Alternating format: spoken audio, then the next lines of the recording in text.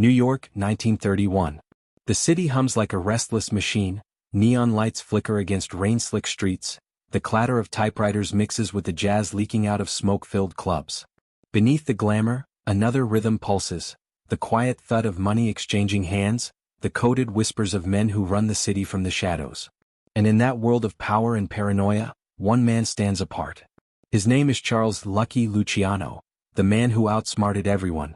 They called him Lucky, not only because he survived a near-fatal beating or because he always seemed to land on his feet, but because fortune itself seemed to bend toward his will. He was no brute in a fedora, no simple thug with a pistol. He was the architect of the modern underworld, a man who looked at chaos and saw a system waiting to be organized. Where others saw crime, he saw commerce. Where others ruled through fear, he mastered persuasion. In the opening of his story, we don't meet a monster, we meet a strategist. Luciano's genius lay not in the violence he commanded, but in his understanding of people, their greed, their vanity, their desire to belong to something powerful. He turned the rough world of immigrant street gangs into a machine of profit and loyalty. In an era of prohibition, corruption, and desperation, he discovered that control was an illusion. The real art lay in managing illusion itself. To understand Luciano, we must understand the world that birthed him. A city of immigrants clawing their way out of poverty, where the law was for sale and the line between cop and criminal blurred like smoke in a backroom. It was a time when opportunity and crime were twins, born of the same mother: survival. The Irish ran the docks, the Jews ran the gambling dens, and the Italians, fresh from Sicily, brought with them an ancient code: honor, secrecy, and vengeance. But Luciano would break that code and remake it in his own image. He was more than a criminal. He was a mirror held up to America itself, a country that worshipped ambition no matter how dark its source. His rise from the tenements to the throne of organized crime wasn't just about power, it was about reinvention. The American dream had many faces. Luciano's just happened to wear a tailored suit and a knowing smile. As the camera pans through speakeasies and smoky backrooms, we glimpse the transformation of a man who understood that to rule in the shadows, one must learn to move like smoke, invisible but everywhere. He learned the art of timing. When to strike, when to wait, when to let others destroy themselves. He learned that fear could control a man's body, but respect could own his soul. This story isn't just about crime, it's about evolution. About how one man born into the dirt saw the underworld not as chaos, but as opportunity. It's about the psychology of power, how charm can disarm where bullets fail, how vision can turn enemies into allies, and how intellect can create an empire from the ashes of violence. The world would remember Luciano not for the crimes he committed, but for the order he imposed on disorder. His name would become synonymous with control, innovation, and betrayal, the holy trinity of organized crime. And yet, behind every victory, there was an emptiness that no amount of wealth could fill. As the lights of Manhattan flicker and the voiceover fades, we are left with one haunting question. What does it take to outsmart everyone, and what does it cost to win? Before Lucky Luciano ever set foot in a silk suit, before the Mafia became a boardroom empire of crime, New York's underworld was a battlefield, primitive, chaotic, and soaked in blood. The early 1900s were a time when gangsters ruled through superstition and steel, not strategy. There were no commissions, no codes of compromise, only grudges and gunsmoke. Streets ran on fear and respect was measured in corpses. The city itself was a living organism, pulsing with immigrants from Italy, Ireland, and Eastern Europe. Each brought their own language, customs, and criminal traditions. The Italians from Sicily and Naples carried an old-world concept, the onorata società, the honored society, bound by loyalty, secrecy, and vengeance. But in America that code was losing its grip. The old Sicilian bosses, known as the Mustache Petes, clung to a dying order. They believed in bloodlines over brains, heritage over hustle. They refused to do business with Jews, Irish, or anyone outside their ethnicity. To them, crime was family, and family was sacred. But America was not Sicily. In New York, power changed hands faster than a loaded revolver. The Prohibition era had turned gangsters into businessmen overnight. Liquor was illegal, but the demand was endless. A black market gold rush that birthed millionaires out of bootleggers. In those years, men like Arnold Rothstein, the elegant Jewish gambler known as the Brain, began redefining crime as commerce. He saw opportunity where others saw sin. And young Luciano was watching. Meanwhile, the Italian crime world was tearing itself apart. Every borough had its own petty warlord, its own collection of enforcers and smugglers. Little Italy was a maze of rival factions. the Morello family in Harlem, the Masuria crew downtown, the Maranzanos from Brooklyn. Each claimed to be the true heir to the old Sicilian Mafia. Each was ready to kill to prove it. Murder was not a last resort, it was a daily transaction. The public saw it as a carnival of violence. Gangland shootings splashed across newspaper headlines, police corruption so deep it became invisible. Judges were bribed, politicians dined with mobsters, and the line between City Hall and the underworld blurred until it vanished. The people knew the truth. In New York, the law might keep order in the daylight, but the night belonged to men with names no one dared say aloud. Inside this chaos, the old bosses ruled like feudal lords. They were proud, secretive, and bound by Sicilian custom. They refused to adapt to the modern world. They didn't trust telephones, refused to keep records, and believed betrayal could only be solved by blood. They lived by the omerta, the code of silence, and viewed compromise as weakness. But their arrogance blinded them. The world was changing faster than they could imagine, and their authority was crumbling under the weight of ambition and greed. And yet, amid this brutality, there was a strange sense of order, an unspoken rhythm of crime. Every neighborhood had its protector, every racket its owner. The Irish gangs controlled the docks, the Jews the gambling dens, and the Italians the black markets. It was a patchwork empire, stitched together by fear and money. But there was no unity, no structure. Power shifted like sand in the tide. Alliances broke overnight. One wrong move, one insult, one whispered rumor could ignite a street war that lasted for years. In the shadows of this chaos, young Luciano was taking notes. He saw that the old bosses were fighting wars they didn't need to fight, wasting men, money, and opportunity. He saw that loyalty without profit was just another form of slavery. To him, the underworld wasn't about honor or family, it was about efficiency. If the Mafia could be modernized, streamlined like a corporation, then the bloodshed could be minimized and the profits maximized. He saw, before anyone else did, that the future of organized crime wasn't tradition, it was organization. The rise of prohibition poured gasoline on this realization. The illegal liquor trade required networks, logistics, and trust that transcended ethnicity. Smuggling routes stretched from Canada to Cuba, and bribes flowed from police precincts to state houses. To survive in that ecosystem, men had to think like businessmen, not killers. But the mustache Petes couldn't evolve. They didn't understand negotiation. To them, partnership was betrayal. And in their stubbornness, they created the conditions for their own extinction. It was a time of transition, old-world men clutching dying ideals, and a new generation of street-hardened visionaries waiting in the wings. Luciano was part of that generation, alongside his Jewish and Irish counterparts who understood the real language of power, profit. Together, they would replace the old guard's paranoia with pragmatism. But before that revolution came, the city had to burn through another decade of violence, greed, and ego. In these years before Luciano's rise, the Mafia was not yet a machine. It was an animal, unpredictable and savage. Every deal was a gamble, every handshake a risk. And yet, it was in this chaos that the blueprint of the future was quietly forming. In backrooms and basements, young men like Luciano learned what the old men never could. That control was not about killing everyone who opposed you, it was about making everyone believe they couldn't live without you. By the end of the 1920s, New York's criminal landscape was ripe for transformation. The old Mafia was decaying from within, eaten alive by its own traditions. The city was ready for a new kind of boss, one who could think like a capitalist, negotiate like a diplomat, and strike like a cobra when the moment came. That man was waiting, watching, learning. His time had not yet come, but the chaos around him was already paving the road to his throne. He was born Salvatore Lucania in 1897, in the small Sicilian town of Lercara Fritti, a dusty hillside village where men spoke in whispers and justice was handled with a knife. His father was a sulfur miner, his mother a housewife, and their only dream was to escape poverty.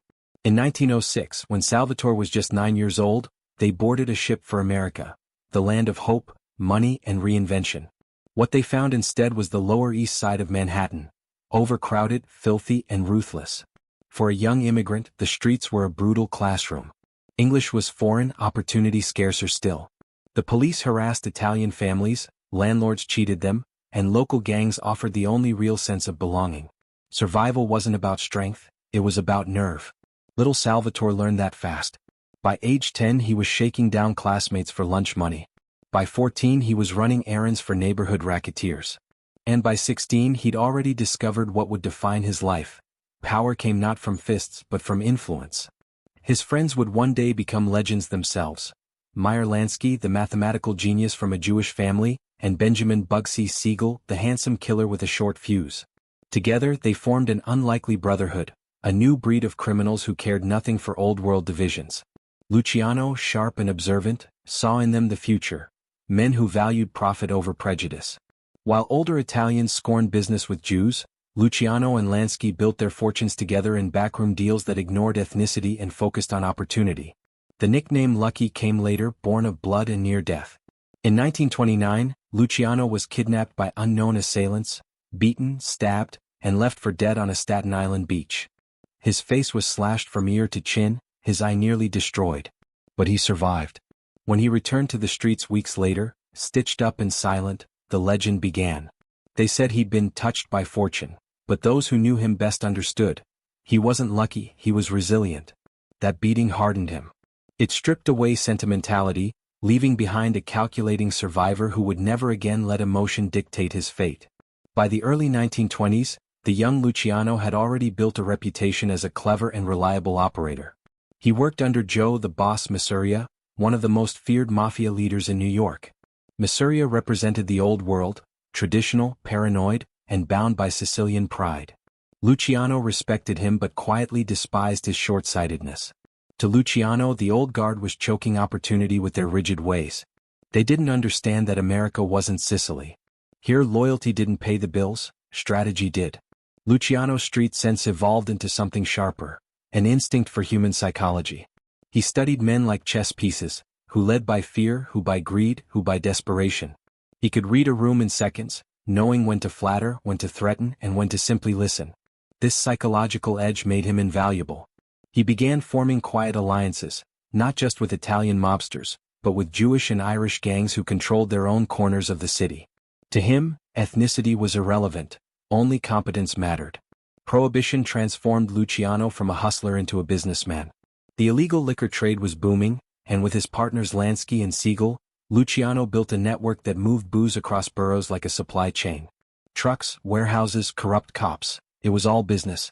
He saw how other gangsters wasted profits on blood feuds and ego trips, while he was busy building infrastructure. To the authorities he was a criminal. To the underworld he was becoming a manager, calm, analytical, dangerous. His charisma set him apart. Luciano could sit with a Wall Street investor one night and a street enforcer the next, speaking both languages fluently. He dressed elegantly, kept his manners polished, and cultivated an image of sophistication. But beneath that charm was steel, the same cold resolve that had survived beatings, betrayal, and bullets. His enemies underestimated him because he smiled. His allies trusted him because he delivered. He had mastered the art of being underestimated. What made Luciano different wasn't just ambition, it was vision. He didn't dream of being a mere boss, he wanted to rewrite the rules entirely. He imagined a mafia that ran like a business, with cooperation instead of constant war, and profits divided rather than fought over. To him, crime was an industry waiting to be streamlined. The old mafia was built on bloodlines. The new one he envisioned would be built on strategy. He studied the mistakes of others. Men who died because they couldn't adapt, bosses who fell because they confused fear with loyalty. Luciano believed that loyalty could not be forced, it had to be managed. You kept men loyal not through threats but through shared success. Give them a piece of the pie and they'll guard it with their lives. That philosophy, pragmatic, ruthless, and efficient, became his creed. By the mid-1920s, Luciano was no longer just another street soldier. He was the quiet force shaping the future of organized crime. Every connection, every favor, every handshake was a calculated investment. Behind the scenes, he was already laying the groundwork for a revolution, a new kind of order that would soon rise from the ashes of gangland chaos. He still answered to men like Masuria, still played the role of the loyal lieutenant. But inside, he was already thinking 3 moves ahead, waiting for the moment when the old world would collapse under its own arrogance. The immigrant boy from Sicily had learned America's greatest lesson: survival favors the adaptable. And as the streets of New York simmered with greed and violence, Lucky Luciano was quietly preparing to turn that survival into supremacy. By the mid-1920s, New York City was a kingdom of corruption, its crown jewels dripping with liquor and money. The Volstead Act, meant to ban alcohol, had done the opposite. It had birthed an empire of black market fortunes and given rise to men who ruled the night. At the center of it all, still young but already feared, was Lucky Luciano, a man who didn't just play the game, he was rewriting it. Luciano had learned every lesson the hard way. Working under Joe, the boss, Mafia had taught him the futility of old-world arrogance. Mafia ran his operations like a tyrant, paranoid, impulsive and unwilling to adapt. Every decision required tribute, every ally was a potential enemy, and every dispute ended in blood. To men like Mafia, power was personal, it was about pride. But to Luciano, pride was bad business. He saw the future, a mafia run not by emotion but by logic, built not on ethnicity but on efficiency. Luciano watched how other criminal empires operated, particularly those led by Jewish figures like Arnold Rothstein, who had mentored him in the art of discretion and business. Rothstein didn't dirty his hands with street fights, he manipulated systems. He controlled gambling, bootlegging and even parts of Wall Street, all through silent influence. Rothstein was the first gangster to teach Luciano that power wasn't about bullets, it was about balance.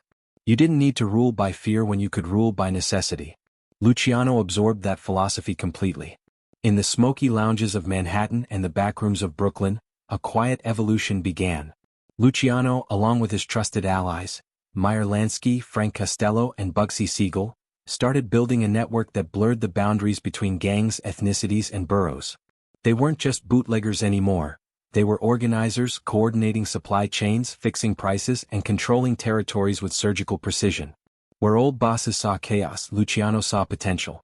Yet even as his power grew, he remained outwardly loyal to Mafia. He smiled when spoken to, nodded at orders and played the obedient soldier. But behind that polite mask, a new philosophy was taking shape. Luciano believed that the mafia needed to evolve from a medieval code of family honor into a corporate system of profit-sharing and accountability. He envisioned an America where the mob wasn't just surviving in the shadows but thriving, a parallel economy, invisible yet indispensable. The friction between the old and new ways of thinking was growing unbearable. The mustache Petes, the traditionalists, ruled through fear and heritage. They believed in isolation, Italians only, Sicilians preferred. Luciano and his generation, known later as the Young Turks, believed in inclusion, in pragmatism, in making deals that made sense no matter who you were. It wasn't about bloodlines anymore, it was about results. Luciano's meetings with Lansky and Costello became think tanks of criminal innovation.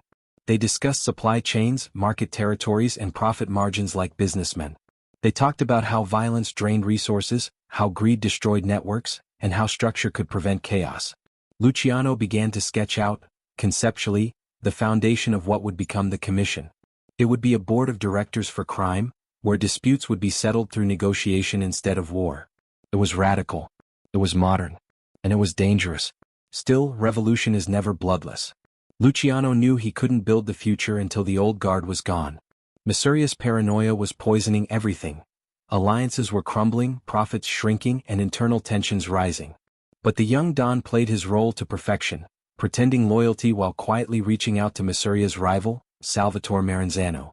If Mafia was the old lion, Maranzano was the cunning serpent, cultured, calculating, and ambitious. Luciano saw in him both a mentor and a mirror. The irony was cruel. Luciano would become the instrument of both men's downfall. He was learning the final, most brutal rule of power, that revolution demands betrayal. As he moved between Mafia's smoky poker rooms and Maranzano's candlelit meetings, Luciano kept his cards close. He knew both men saw him as an asset. Neither realized he was their executioner in waiting. By this time, Luciano had refined his public image.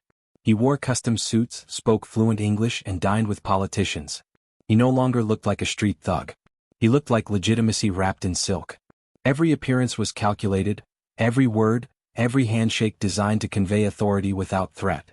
He understood something few gangsters ever did. Visibility could be power, but invisibility could be survival. He chose both depending on the moment. Luciano's ambition wasn't just to rule, it was to redefine what ruling meant. He wanted an organization where every family could share profits without unnecessary war, where decision-making wasn't dictated by blood feuds but by mutual interest. It was a vision borrowed from the corporations of Wall Street and the syndicates of politics. He saw himself not as a criminal, but as an executive of an underground economy, one that would outlive anyone who doubted it.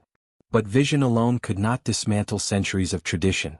To achieve his dream, Luciano had to play the most dangerous game of all, deceiving the men who trusted him most.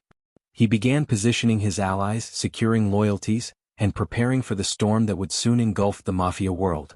The stage was being set for the Castellamarese War, a brutal conflict that would kill hundreds and forever change organized crime in America. In the quiet before that storm, Luciano often walked through the streets of Manhattan, the same streets he'd once ruled as a poor immigrant kid. Now the city moved differently around him. Bartenders nodded respectfully, policemen looked the other way, and whispers of Lucky followed him everywhere. But inside he was restless. He knew he was standing on the edge of something greater than power, transformation. He would no longer be a soldier nor just a boss. He would become the architect of a new order. One that would blend old-world loyalty with modern efficiency. One that would turn street crime into an industry. One that would make him, for better or worse, the father of the American Mafia. The year was 1930 and New York was bleeding. Streets once ruled by quiet extortion and backroom deals had turned into open war zones. Gunfire cracked through the night as Italian gangs tore each other apart in what history would remember as the Castellamarese War. A bloody, calculated power struggle between Joe, the boss Masuria, and Salvatore Maranzano. It wasn't just about territory. It was a civil war for the soul of the Mafia, old world versus new. And in the middle of it stood Lucky Luciano, a man with one foot in each camp, and a mind sharp enough to play both sides. To the public, the war looked like chaos. A string of assassinations, ambushes, and headlines that painted New York as a gangster's playground. But underneath the mayhem it was a chess match. Every killing was a move. Every rumor was strategy. Joe Masuria, Luciano's boss, clung to the old Sicilian traditions, demanding tribute, enforcing loyalty with fear, and trusting no one who wasn't born on Sicilian soil. Maranzano, the rival, was no saint either. He was ambitious, ruthless, and fancied himself a Caesar of the underworld, intent on crowning himself the ultimate ruler.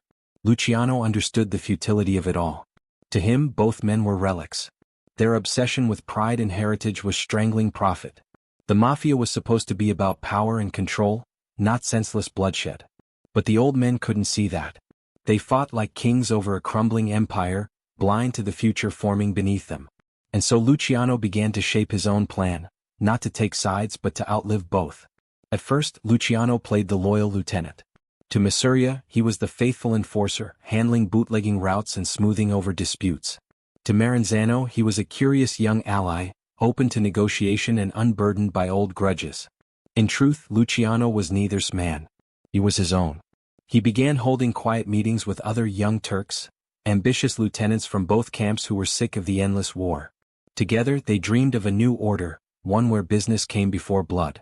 But for that to happen, the war had to end, and the old bosses had to fall. The turning point came in early 1931.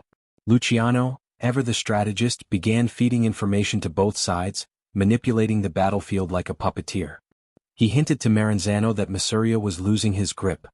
He whispered to Masuria that Maranzano's men were plotting something big. Each rumor, each half-truth tightened the noose. He understood that the Mafia didn't need another war, it needed a purge. Luciano's betrayal of Masuria wasn't impulsive. It was surgical. He knew that eliminating his mentor would open the door to a new structure, one based on cooperation and modern business methods. But betrayal comes with a price, and Luciano paid it in sleepless nights and cold calculation. He arranged one last meeting with Masuria at Nuova Villa Tamaro, a small Coney Island restaurant. On April 15, 1931, Luciano dined with his boss for the final time. They ate plates of linguine and drank wine, discussing business as if nothing were amiss. Then, at the agreed signal, Luciano excused himself to the bathroom. Moments later, gunmen, Albert Anastasia, Vito Genovese, Joe Adonis, and Benjamin Siegel, burst into the restaurant. Shots echoed through the air. When Luciano returned, Masuria was slumped over the table, a cigar still smoldering between his fingers, playing cards scattered like an omen. The old order had fallen. But Luciano's triumph was short-lived. Maranzano, the surviving boss, wasted no time declaring himself capo di tutti capi, the boss of all bosses. At first, Luciano played along. He accepted Maranzano's handshake, sat at his table, and listened as the older man spoke of discipline, hierarchy, and tradition. But beneath that calm exterior, Luciano saw another tyrant, one no different from the last. Maranzano's arrogance grew daily. He ordered reorganizations of families, demanded tributes, and began eliminating anyone he considered a threat, including Luciano himself. Within months, Luciano learned that Maranzano had secretly placed a hit on him. Once again, survival demanded ruthlessness. Luciano acted swiftly. With the help of Meyer Lansky, he brought in men Maranzano would never suspect, Jewish assassins disguised as government agents. On September 10, 1931, they entered Maranzano's office in the New York Central Building. Posing as tax officials, they disarmed his guards, pulled their guns and stabbed Maranzano to death in his own headquarters. The so-called boss of bosses was gone before he could finish his morning cigar. That single act ended not just a war but an era. Luciano had destroyed the old Mafia in less than 6 months, not through brute strength but through patience, manipulation and intelligence. He understood something none of his predecessors did, that power gained through fear was unstable. Real power came from structure, from cooperation, from giving every man a stake in the system so that no one had reason to revolt. In the aftermath, blood dried quickly. The streets quieted. The body count slowed. The young generation of mobsters, Costello, Lansky, Siegel and others, now looked to Luciano not just as a boss but as a visionary. He didn't shout orders or demand oaths, he built consensus. He told his men, "We make money together, we stay alive together." It was the first step in transforming organized crime into something America had never seen before, a corporate empire built on illegal foundations. But beneath his calm confidence, Luciano carried the weight of what he'd done. He had betrayed mentors, killed kings and reshaped the landscape of crime forever. Power had a price, and he had paid it in blood and conscience. Yet, in his mind it was necessary. Evolution always requires extinction. As night fell over the city that year, New York belonged to a new kind of mafia, one born not from Sicilian bloodlines but from American ambition. Luciano stood at the top of it all, not as the boss of bosses, but as the silent architect who had turned chaos into order. For the first time in history, organized crime had a leader who didn't rule by superstition, but by system. The Castellamarese War was over and the world would never be the same. When the smoke cleared from the Castellamarese War, New York's criminal landscape looked like a battlefield after a revolution, silent, scorched but ready for rebuilding. In that silence, one man stepped forward to fill the void, not as a tyrant but as an organizer. Lucky Luciano understood that he couldn't repeat the mistakes of the men he'd buried. Power without structure was chaos. Fear without order was suicide. He had not just survived the old mafia, he had outgrown it. Now it was time to replace it with something new. Luciano's first act as the new ruler of the underworld was to abolish the title Capo di Tutti Capi, the boss of all bosses. To him it was poison, a symbol of arrogance that had killed too many. Instead he proposed a new idea, a governing council that would distribute authority among the most powerful families. It would prevent unnecessary wars, encourage negotiation and maintain balance. This was the commission, the single most important innovation in organized crime. The structure was revolutionary. Luciano divided New York's mafia into 5 distinct families, each with its own hierarchy of boss, underboss, consigliere, capo regimes and soldiers. The families would operate independently in their own territories but report to the commission on major issues. Disputes between bosses would be settled diplomatically, not through bloodshed. If one family grew too ambitious, the others could unite to restrain it. It was, in every sense, a parliament of power, an underworld congress where money replaced ideology. The commission included leaders from across the country, not just New York but Chicago, Buffalo, Cleveland, and Detroit. Among its earliest members were men like Al Capone's Lieutenant Frank Nitti, Joe Bonanno, Tommy Gagliano, and Vincent Mangano. It was a national alliance designed to control gambling, bootlegging, and narcotics with the same precision as a corporate syndicate. Luciano's genius lay in realizing that unity was more profitable than domination. Violence was bad for business. Peace was the real gold mine. He wasn't romantic about it. Luciano didn't believe in honor or brotherhood. He believed in systems. Every man had a role, every family had its cut, and every operation was managed like an enterprise. The Mafia had been reborn not as a loose confederation of gangsters, but as a national corporation, Crime Incorporated. To the police it looked invisible. To politicians it looked untouchable.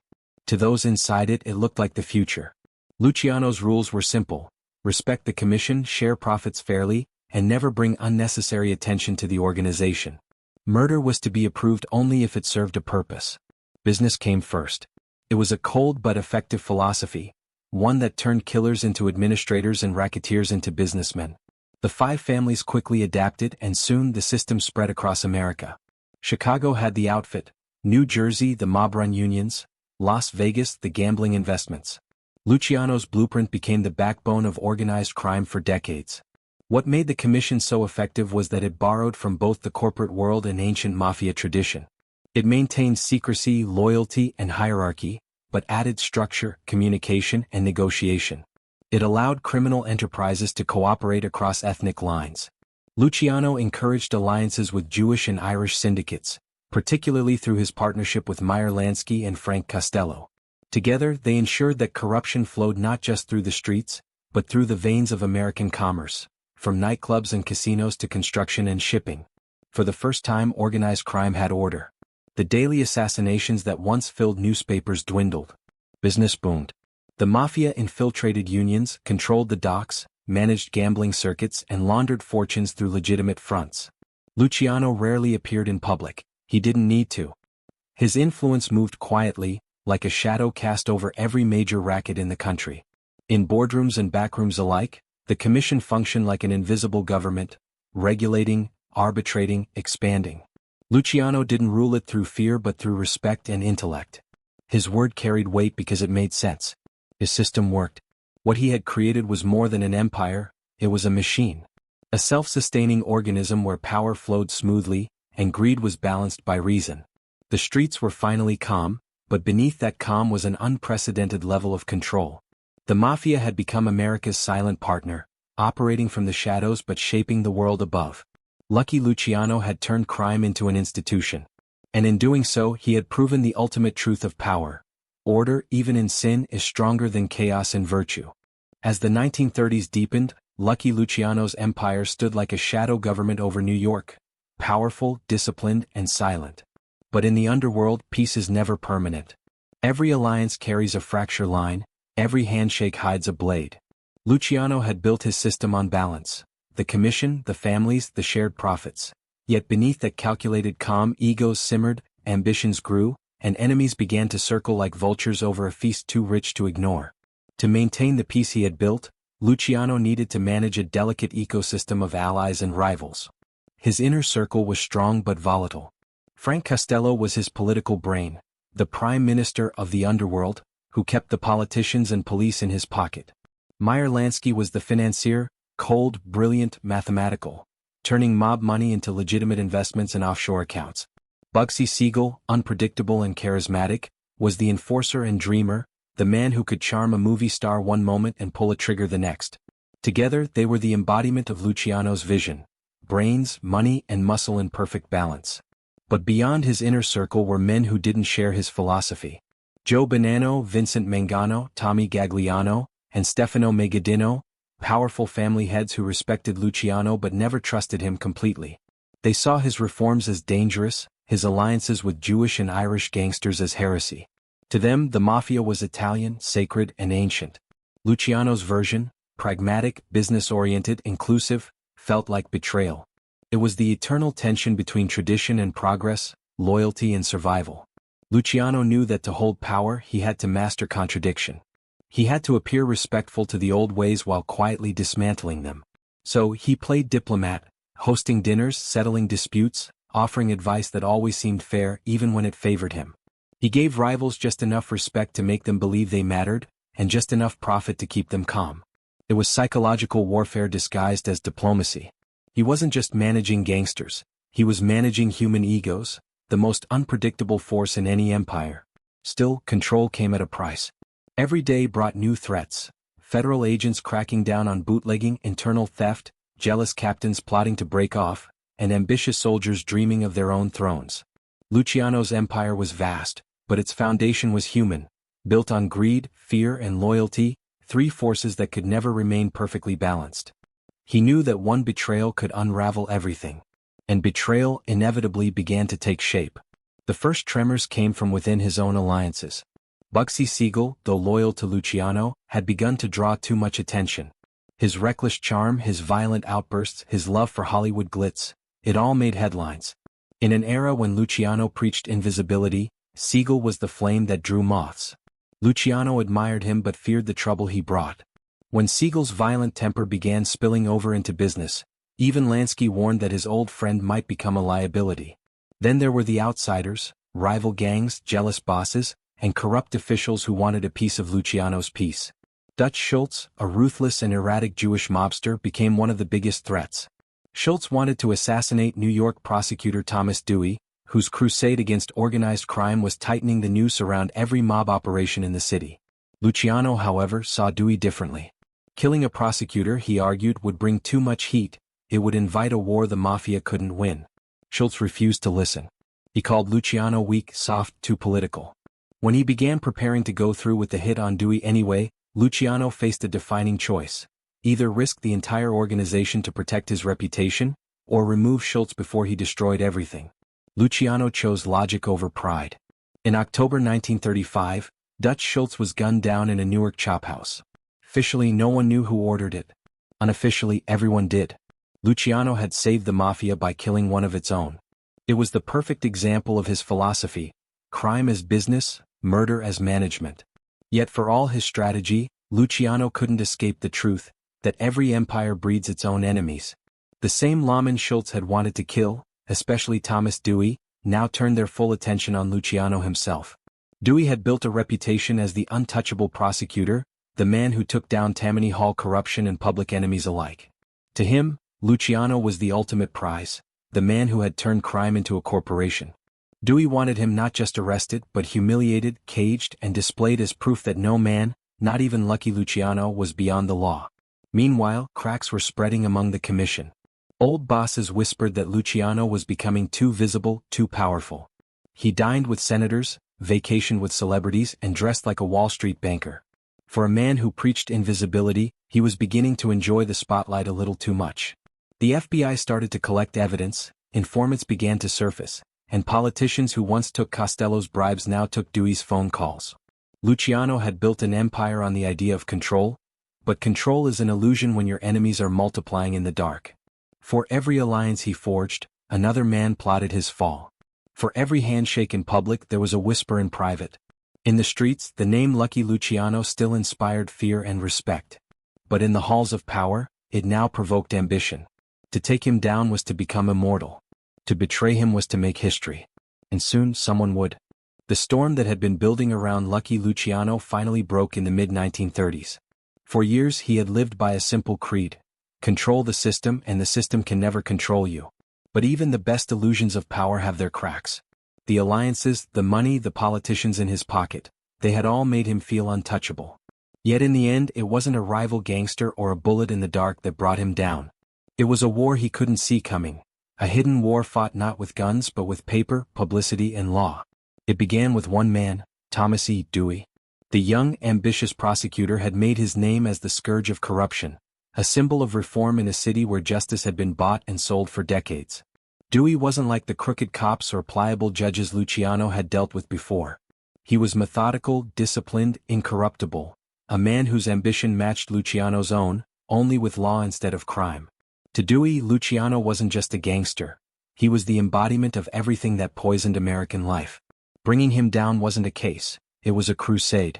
Luciano had seen prosecutors come and go before, and he wasn't worried at first. He had judges on his payroll, police captains in his pocket, and union bosses under his thumb. To him, Dewey was just another headline hunter, another idealist who would soon realize how deep the rot went. But Dewey was different. He didn't attack Luciano's front, he attacked the infrastructure beneath him. Instead of trying to prove murder, extortion, or gambling, Dewey went after something far more difficult to defend against: prostitution. The strategy was genius. Luciano had always distanced himself from the street-level operations, the brothels, the madams, the pimps. He saw prostitution as low-level, unprofitable, and beneath his attention. But Dewey saw it as the perfect entry point. Through a meticulous network of surveillance, interrogations, and informants, he uncovered a vast prostitution ring that allegedly funneled money directly up to Luciano's top lieutenants. Whether Luciano truly ran it or not didn't matter. What mattered was that Dewey could convince a jury that he did. In 1936, Dewey's task force launched a series of coordinated raids across New York City, arresting over 100 people linked to the operation. Panic spread through the underworld. Brothel madams and low-level enforcers, terrified of long prison sentences, began to talk. Names were dropped, connections drawn, and all trails led to one name: Lucky Luciano. Luciano was in Hot Springs, Arkansas when he heard the news.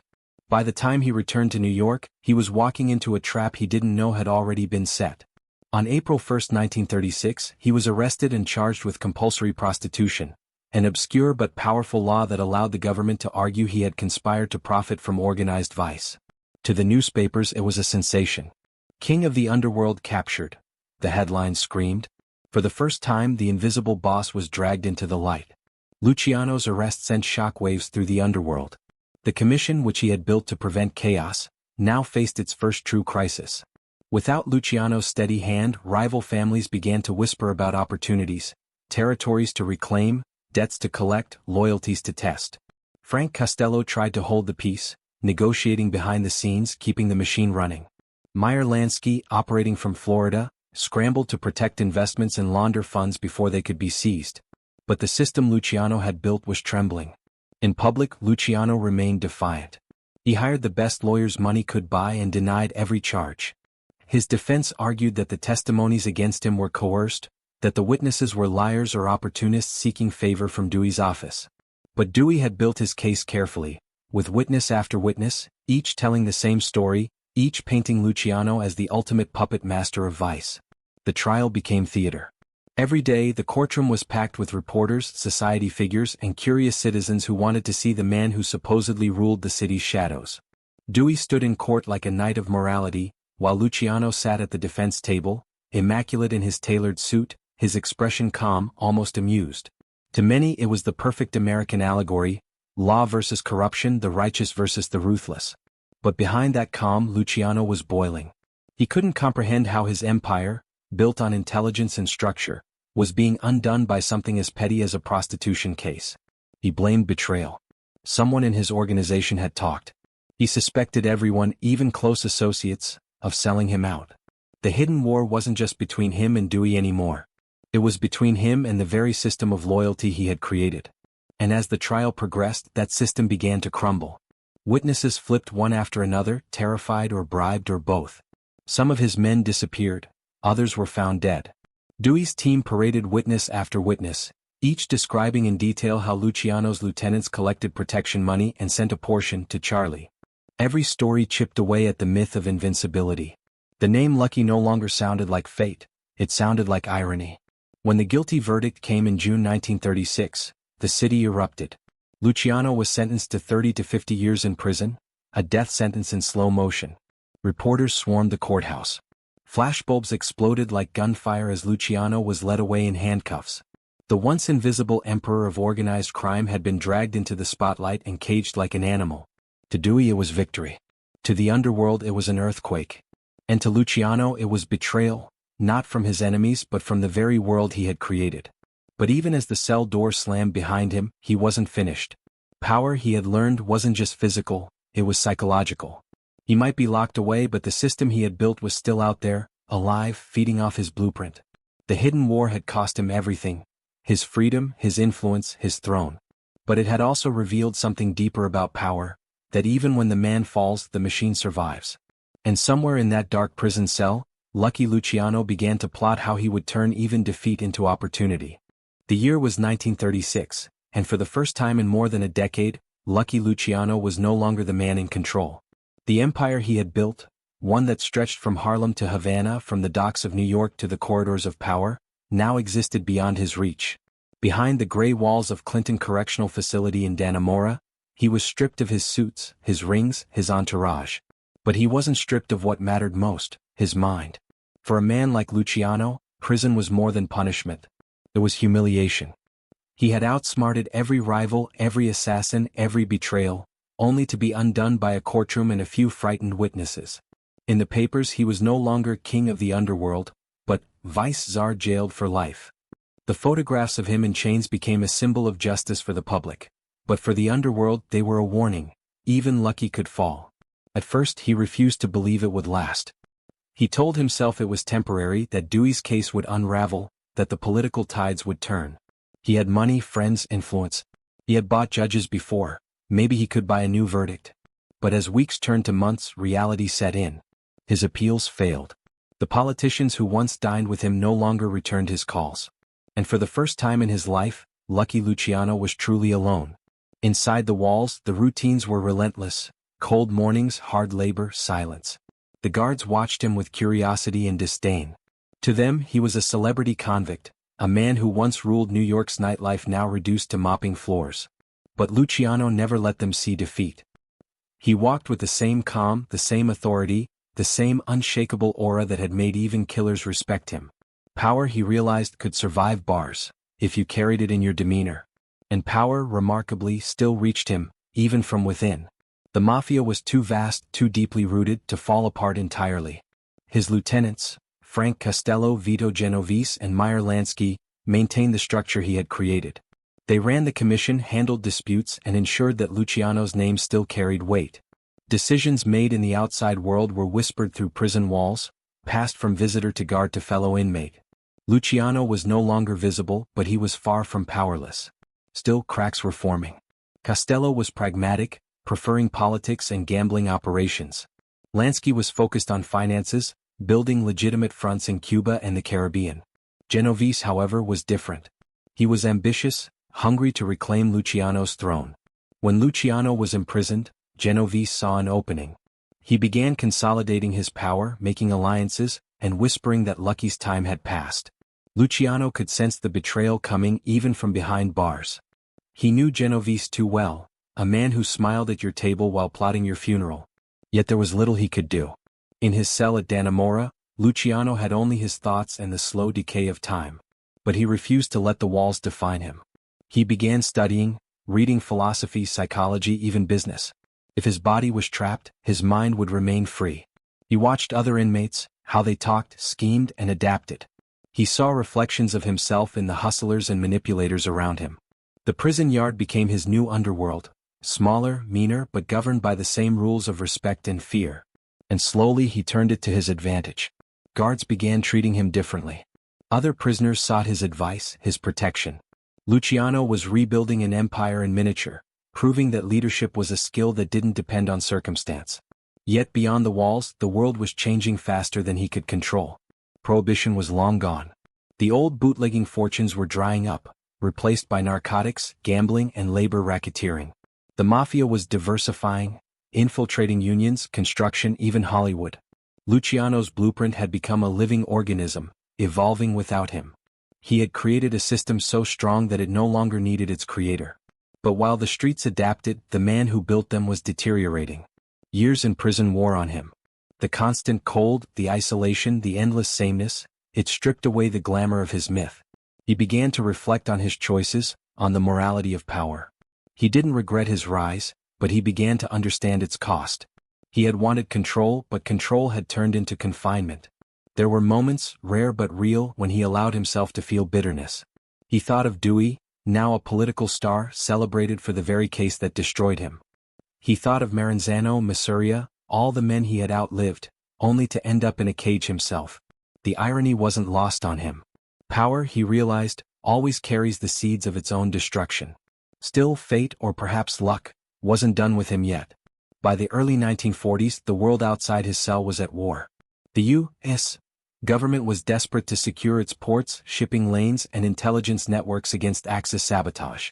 New York's docks, long controlled by the Mafia, were critical to national security. And deep inside the intelligence community, a wild idea began to circulate. What if the man who once ruled those docks could help protect them? It sounded insane, using a convicted gangster to aid the war effort. But desperation breeds strange alliances. Naval intelligence officers reached out discreetly to figures in Luciano's circle, including Costello and Lansky. Soon an agreement was arranged. Luciano would provide information and influence to secure the docks and assist U.S. intelligence in Sicily in exchange for improved prison conditions, and possibly, someday, freedom. The operation was codenamed Operation Underworld. From behind bars, Lucky Luciano became an asset to the very government that had destroyed him. He offered connections, arranged communication through the Mafia networks in Sicily, and ensured no strikes or sabotage affected the New York harbor. It was a twisted redemption, a criminal turned patriot, aiding the nation that had branded him its enemy. And when the war ended, that cooperation became his bargaining chip. Politicians who once scorned him now whispered his name in gratitude. The same system that had caged him was now considering releasing him. Luciano had played the long game, and even in the darkness of his downfall, he had found a way to make himself necessary again. The courtroom had always been Luciano's stage, but this time he wasn't the director. He was the spectacle. In 1936, the trial that would define his life unfolded like a Shakespearean tragedy, blending arrogance, spectacle, and the slow unraveling of a man who once believed himself untouchable. The newspapers called it the People v. Charles Luciano, but in truth it was more than a criminal case. It was America putting the underworld itself on trial. Every morning, the courthouse at Foley Square swarmed with reporters, photographers, and onlookers eager to glimpse the man they'd read about in scandal and legend. Outside, the smell of cigarette smoke mixed with the ink of freshly printed headlines, "Vice King faces justice." Inside, the air crackled with tension. Sitting at the defense table, immaculately dressed in a tailored gray suit, Lucky Luciano exuded the same calm confidence that had carried him through years of blood and betrayal. But this time, the charm that once commanded loyalty was powerless against the cold machinery of the law. Thomas E. Dewey, the prosecutor, stood as his mirror opposite, young, clean-cut, and unyielding. Where Luciano represented the shadows, Dewey embodied the light of reform. To the jury and the press, the contrast was irresistible, the gangster who ruled the streets versus the idealist who sought to cleanse them. Dewey didn't simply accuse Luciano of running a prostitution racket. He painted him as the architect of a moral plague, a man who profited from the exploitation of hundreds of women. The moral framing made it more than a crime, it made it a crusade. Luciano's defense team argued that the case was built on lies, on the testimony of frightened prostitutes and pimps coerced into naming him as their master. There was no direct evidence linking him to the brothels. No signed orders, no written records. But Dewey didn't need paperwork. He relied on narrative, a story of hierarchy, power, and control that mirrored the Mafia's own structure. Every witness who took the stand described the same system: payments collected, protection enforced, profits sent upward to Charlie. Each repetition etched the idea deeper into the jury's mind. The trial became a circus of morality and voyeurism. Witnesses spoke in whispers about late-night visits, coded messages, and envelopes of cash. Some wept. Others smiled nervously, savoring their moment in the spotlight.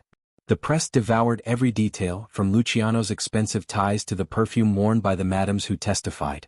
America had never seen anything like it, the dark glamour of organized crime colliding with the moral outrage of a society pretending to be shocked by what it secretly admired. Through it all, Luciano remained composed. He smirked occasionally, whispered to his lawyers, and stared down the witnesses with the calm of a man who had faced far deadlier confrontations. But inside, the pressure was mounting. Every lie, every exaggeration chipped away at his composure. He realized too late that this wasn't a trial about facts, it was about perception. Dewey didn't need to prove he was guilty beyond doubt. He just needed to make the public believe he was. When Dewey delivered his closing argument, the courtroom fell silent. He described Luciano not as a man but as a machine, a ruthless businessman of vice whose only loyalty was to profit. He spoke of a system that preyed on the weak and corrupted the city from within. By the time he was done, even those who doubted the evidence could feel the weight of his conviction. The verdict came swiftly. Guilty on 62 counts. The sentence, 30 to 50 years in prison. As the words echoed through the courtroom, a murmur rippled through the crowd. Reporters raced for the phones. Flashbulbs exploded like gunfire. Luciano stood still, his face unreadable, his expression frozen in that mask of calm he had perfected long ago. Inside, though, the empire he had built, brick by brick, deal by deal, was collapsing. When the guards led him away, he didn't resist. He simply adjusted his tie and walked with the quiet dignity of a man who refused to give his enemies the satisfaction of seeing him break. To the public, he was a criminal finally brought to justice. To his peers, he was a martyr, a warning of how even the most careful could fall. Outside the courthouse, Dewey spoke to the press, declaring that justice had triumphed over corruption. He became a national hero overnight, launching a political career that would one day take him to the brink of the presidency. But the victory wasn't as clean as it seemed. The same system that celebrated Dewey would later use Luciano again, proof that even when caged, power can find new shapes. As the prison doors closed behind him, Lucky Luciano had lost everything visible: his empire, his wealth, his freedom. But in his mind, he was already planning how to turn defeat into leverage. In his world, there was no such thing as an ending, only another negotiation waiting to begin. Prison was supposed to end Lucky Luciano's story. 30 to 50 years behind bars, a slow death sentence wrapped in legal procedure. But men like Luciano don't fade quietly. Power had always been his addiction, and even stripped of his suits and silk ties, he refused to let the world forget who he was. If he couldn't rule from the streets, he would rule from the shadows, even behind bars. Clinton Correctional Facility in Dannemora, New York, was nicknamed Little Siberia. The winters were brutal, the guards harsher. It was a world designed to break men, but Luciano wasn't like most inmates. He walked in with the bearing of a man who still believed he owned the city. Other prisoners watched him, curious at first, then deferential. Within weeks, the man once called the boss of bosses had found a way to make the walls of Dannemora feel smaller. Luciano understood people, their fears, their desires, their weaknesses. That understanding had made him rich on the outside, and now it made him powerful on the inside. He befriended guards, traded favors, and manipulated the prison's informal economy. Cigarettes, food, information, everything had value, and Luciano made sure it flowed through him. Even locked away, he built networks. Soon, his cell wasn't just a place of confinement, it was a command post. He began receiving visitors, lawyers, relatives, and men who were more than they seemed. Through coded conversations and intermediaries, he stayed connected to the world beyond the bars. Orders were passed, alliances maintained, money moved. The commission, his greatest creation, didn't die with his imprisonment. It adapted. Frank Costello, his political genius, handled the day-to-day operations. Meyer Lansky took care of the finances, expanding investments in Cuba and South America. Vito Genovese, recently returned from Italy, pretended loyalty but quietly plotted to take control. Luciano, though confined, remained the symbolic head of the Mafia, the invisible thread tying the organization together. It was a strange kind of power, invisible yet undeniable. Luciano had become both legend and ghost, feared, respected, and unreachable. His reputation alone kept order. Even his rivals knew better than to move openly against him while he lived. Behind those prison walls, Luciano learned something profound about power. It didn't depend on presence. It depended on influence, and influence could travel anywhere. But the years were heavy. Prison stripped away the comforts of wealth, the illusions of immortality. Luciano began to reflect on what he built, and what it had cost him. He had outwitted kings of the underworld, outlasted assassins and ambushes, yet here he was, caged like any common criminal. At night, in the silence of his cell, he'd think of the streets of New York, the laughter, the music, the energy, and feel a sharp ache of nostalgia. For all his brilliance, he had underestimated one truth: no man, however powerful, escapes consequence forever. Then came the war. By 1942, America was fighting for survival in World War II. The country's ports were vulnerable, its supply chains under threat. New York's harbor was a lifeline for Allied shipping, and it was plagued by sabotage, fires, and whispers of Nazi spies. The Navy needed help securing the docks. But the docks weren't controlled by the Navy, they were controlled by the Mafia. It was Meyer Lansky who made the connection. Through intermediaries, naval intelligence approached him and Frank Costello, asking whether the underworld might assist in protecting the harbor. The deal was unprecedented. The U.S. government collaborating with organized crime. Lansky had one condition: if they wanted results, they'd have to talk to Luciano. What followed was one of the strangest alliances in American history: Operation Underworld. From his prison cell, Luciano agreed to cooperate. Through his network, he ensured that the longshoremen's unions fell in line, that there were no strikes, no disruptions, no sabotage. In return, his prison conditions quietly improved. Better food, access to visitors, more freedom to communicate. But it didn't stop there. When the Allies prepared to invade Sicily in 1943, Luciano's influence extended overseas. His contacts in Italy, remnants of the old Mafia, provided intelligence and local cooperation to the invading forces. Whether exaggerated or not, the legend spread that Lucky Luciano had helped America win the war. When victory came, so did the whispers of reward. Powerful men owed him favors: admirals, politicians, intelligence officers. They couldn't erase his crimes, but they could reconsider his punishment. In 1946, after a decade behind bars, New York's governor commuted his sentence. Officially, it was a gesture of gratitude for his patriotic assistance. Unofficially, it was recognition that even from prison, Luciano had proven his usefulness.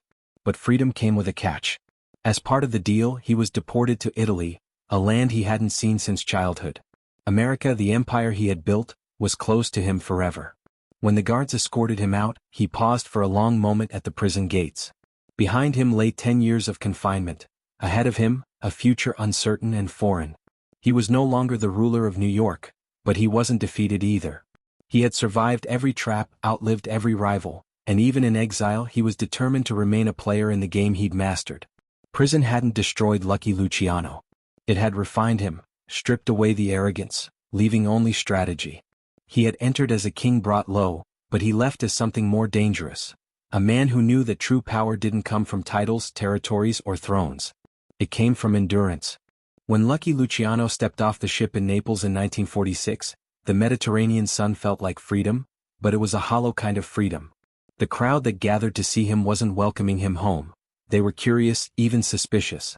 He had left Sicily as a poor boy and returned as a legend, a man who had ruled America's underworld and been banished for it. To the Italian authorities he was a criminal exile. To the people he was a ghost of another world, part myth, part warning. Italy was still recovering from the war. Cities were in ruins, black markets thrived, and corruption ran deep. It was, in many ways, the kind of chaos in which Luciano had always prospered. But he was no longer in his element. New York had been his kingdom, a city he had bent to his will. Naples was foreign soil. Here he was watched constantly by police and intelligence agents who feared he would rebuild his empire on Italian ground. The Americans had made sure of that condition. Freedom, yes, but only far from the streets he once ruled. Still, Luciano's instinct for survival kicked in. He adapted, slowly and quietly.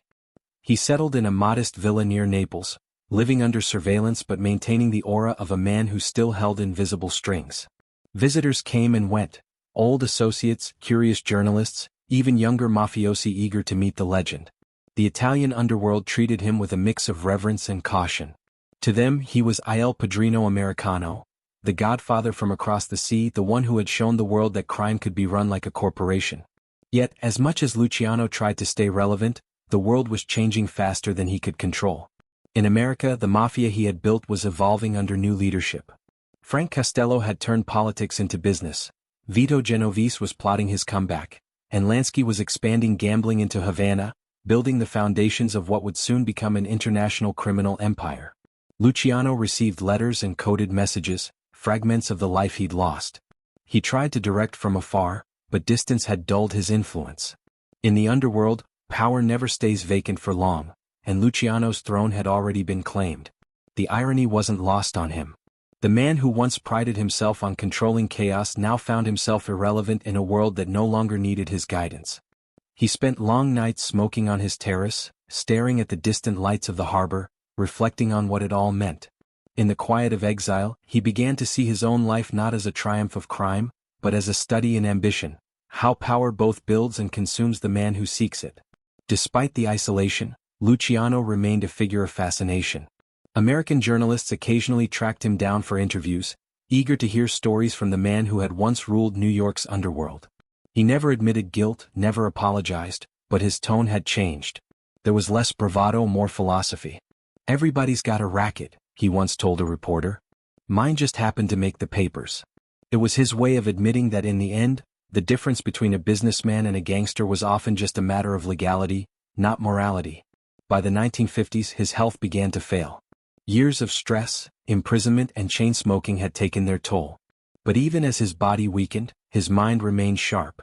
He maintained contact with Lansky and other associates in Cuba, where he hoped to re-establish a legitimate casino empire. Havana became his dream of redemption, a place where he could merge his old world of power with a new world of respectability. In 1947 he managed to travel there briefly under the radar, attending the infamous Havana Conference, a gathering of America's top mob bosses to discuss the future of the organization. It was a surreal moment, the exiled founder returning not as a ruler, but as a relic of his own creation. For a few days he felt the thrill of command again.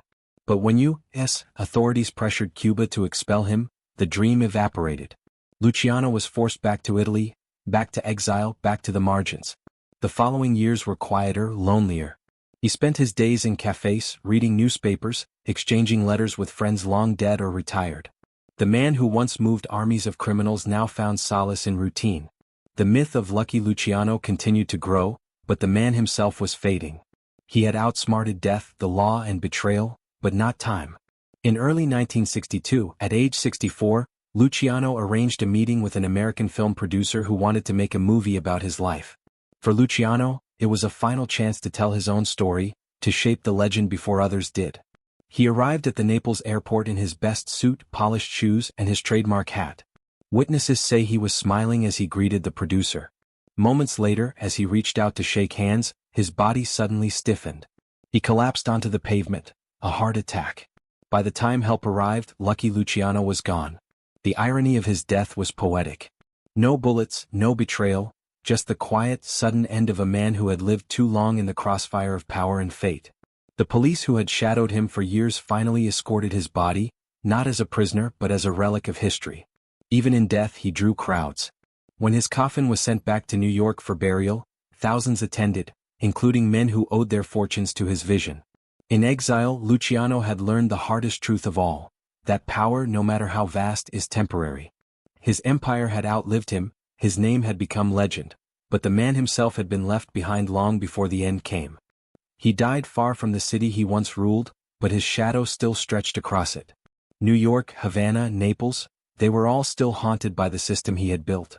A system of order born from chaos. Lucky Luciano's end wasn't a fall. It was a return, to the silence from which power always begins and to which it always returns. Legacy is a strange thing. It often outlives the man who earned it, twisting itself into myth, morality tale, and blueprint all at once. For Lucky Luciano, death didn't end his story, it solidified it. In the decades after his passing, his name became shorthand for a new kind of criminal genius. The man who turned chaos into structure, who gave the underworld something it had never truly possessed before: organization. When historians, criminologists, or FBI agents talk about the modern mafia, they inevitably begin with Luciano. Before him, the mafia was a mess of feuding families, unpredictable bosses, and bloody street wars that consumed their own leaders. After him, it became a network, disciplined, businesslike, and almost corporate in its efficiency. The commission, the council he had created to replace the old boss of bosses system, remained the cornerstone of organized crime in America for decades. Even long after his exile and death, that structure held. His blueprint outlived him. But Luciano's true genius wasn't just in creating order, it was in understanding human nature. He realized that fear alone couldn't sustain power, it had to be balanced with respect, opportunity, and mutual benefit. That's why his empire lasted longer than most criminal dynasties. It wasn't built on blind loyalty but on profit and pragmatism. He didn't ask his men to love him, he made them need him. In that way he was more CEO than kingpin, a man who saw the underworld as a mirror of legitimate capitalism, stripped of its moral pretense. In many ways, Luciano's life became a commentary on America itself, the pursuit of the dream by any means necessary. He arrived as an immigrant boy, poor and ridiculed, and rose to command millions through intellect, ruthlessness, and charm. He played by America's rules, only twisted them to his advantage. In this country, he once said, "You gotta get a little crooked to get ahead." That line, cynical as it sounds, became a haunting reflection of the era he embodied, a time when ambition blurred the lines between respectability and crime. Law enforcement would spend decades trying to dismantle the system he built. In the 1950s, the famous Kefauver hearings dragged the Mafia into the spotlight, exposing what Luciano had tried so hard to hide, the fact that organized crime was no longer local but national. In 1957, the Appalachian meeting in upstate New York, where dozens of mob bosses were arrested, further confirmed what authorities had long suspected. The commission was real, and it worked exactly as Luciano had designed. Even though he was gone, his fingerprints were everywhere, in the code of silence, in the profit sharing, in the way disputes were settled by committee rather than by bloodshed. But Luciano's legacy isn't just measured in the mechanics of crime, it's measured in the psychology of power. He was the embodiment of the idea that control doesn't always come from dominance. It comes from balance. He knew when to act, when to wait, when to strike, and when to disappear. He could charm a politician one minute and order a hit the next, not out of sadism but calculation. To him, morality was irrelevant, efficiency was everything. That cold rationality, that businesslike detachment, made him both feared and admired. Pop culture turned him into something larger than life. Movies, novels, and television shows borrowed from his persona, the cool, intelligent mobster who operated with logic rather than rage. Characters like Michael Corleone and Tony Soprano trace their lineage directly to Luciano's archetype. He became the mold from which the modern gentleman gangster was cast. Even in fiction, his influence endures, shaping how we imagine power, loyalty, and corruption. Yet beneath the legend lies the tragedy. Luciano spent his last years alone, exiled from the empire he created, surrounded by ghosts of friends and enemies alike. He had everything: wealth, respect, fear, and ended with nothing but memory. His life raises uncomfortable questions. Was it worth it? Was the pursuit of control worth the price of peace? Did the man who outsmarted everyone ultimately outsmart himself? In the end, Luciano's greatest creation wasn't the commission, or the Mafia's transformation into a multinational enterprise. It was the myth of Lucky Luciano, the idea that intellect could triumph over brute force, that the underworld could be civilized, and that crime could mirror legitimacy. That myth has persisted because it taps into something universal: our fascination with those who bend the rules, who play the game better than anyone else, and who pay for it in the end. Today, when criminologists speak of organized crime, they still use his name as a reference point. His methods influence not only the mafia but cartels, syndicates, and corporate criminals across the globe. Every modern system that thrives in the gray area between law and corruption owes a quiet debt to Luciano's blueprint. But there's another side to his legacy, a moral lesson buried beneath the glamour. Power gained through fear is fleeting. Empires built on silence eventually crumble. Luciano's system worked because it mirrored humanity's darker instincts: greed, ambition, loyalty born of necessity. Yet, like all human creations, it carried the seeds of its own destruction. The same pragmatism that made it strong made it cold, soulless, and ultimately doomed. If Luciano were alive to see how his name lives on, in books, in films, in whispered admiration, he would probably smile that familiar half-smile and say, "That's business." Because for him, everything was life, crime, legacy, all just transactions in the marketplace of history. Lucky Luciano didn't just build the American Mafia. He built an idea that control, even in the shadows, is a form of art. And though time has buried his empire, his lessons on power, loyalty, and betrayal remain as relevant as ever. In every story of rise and fall, from boardrooms to back alleys, echoes of his genius still whisper. Nothing lasts forever, but the clever can make it last longer than anyone else. The story of Lucky Luciano doesn't end with his death. It lingers like cigarette smoke in an empty room. His name, once whispered in fear, became part of America's mythology, not just a criminal tale, but a reflection of the country's deepest contradictions. The immigrant boy who came to chase the American dream found it, conquered it, and was destroyed by it. His life was both a triumph and a warning, a mirror held up to the idea that ambition without limits always demands a price. Luciano's myth has grown larger than the man himself. To some, he is the ultimate gangster, intelligent, disciplined, and visionary. To others, he's a symbol of moral decay, a man who manipulated systems meant to protect society and used them for his own gain. But beneath both images lies something more complex, a story about survival. In a world that denied him legitimacy, he created his own version of it. Where doors were closed, he built his own empire. That's the duality that keeps his story alive. Both villain and visionary, both criminal and craftsman. Cinematically, his life reads like a tragedy written by fate itself. The boy from Sicily who wanted to rise above poverty ends up exiled from the country he helped define. The man who created order out of chaos dies quietly, far from the noise and power he loved. And yet, that quiet end feels fitting, because Lucky Luciano's greatest power was never violence or wealth. It was control over perception, over destiny, over how history would remember him. Even in death, that control holds. Walk through the streets of New York today, Times Square, Little Italy, the waterfront, and traces of his empire still exist, though invisible to the untrained eye. The unions, the casinos, the political machines, all carry remnants of his methods. In Havana's crumbling casinos, in the whispered codes of organized syndicates across continents, his influence still breathes. He created a system that outlasted his body, a blueprint that shaped the modern underworld long after his name faded from headlines. But what truly endures isn't the structure, it's the psychology. Luciano redefined what it meant to lead in a world built on crime. He taught his followers that fear alone was bad business, that diplomacy could be more powerful than a gun. He replaced the chaos of street wars with the logic of negotiation. And in doing so, he blurred the line between criminality and enterprise so thoroughly that society still struggles to tell them apart. In boardrooms, in politics, in the corridors of power, Echoes of his philosophy can be heard: loyalty, discretion, efficiency, profit. There's a reason stories like his fascinate us. They speak to something primal: the hunger to rise, the seduction of power, the illusion of control. Luciano's story endures not because he broke the law, but because he mastered the art of bending it. He showed that power doesn't belong only to the righteous. It belongs to those willing to understand how the world really works. And that truth, uncomfortable as it is, makes his story timeless. Yet the cost of that understanding was loneliness.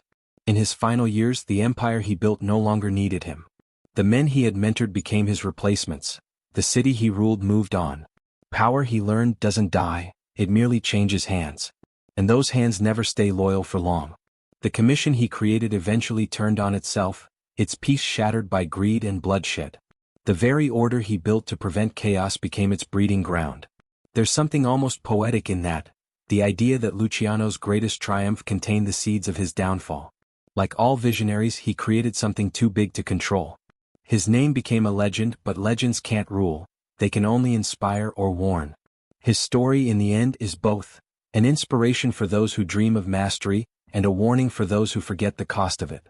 If you strip away the myth, what remains is a man, brilliant, flawed, and human. A man who wanted to belong in a world that refused him, who sought power because it was the only language people respected.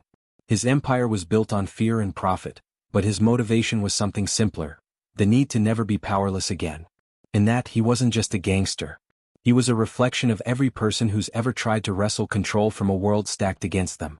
In the final analysis, Lucky Luciano's life forces us to confront an uncomfortable question. What is power worth if it costs you peace? He built a kingdom in the shadows, commanded respect across oceans, and bent the rules of nations. Yet he died alone, without the city that once knelt at his feet. His story isn't just about crime. It's about the eternal tension between ambition and consequence, between the pursuit of greatness and the inevitability of decay. Perhaps that's why even now his name refuses to fade. Because in Lucky Luciano we see the paradox of power itself: seductive, brilliant, and self-destructive. He outsmarted everyone but time. And maybe, in the end, that's the truest kind of immortality a man like him could ever hope for.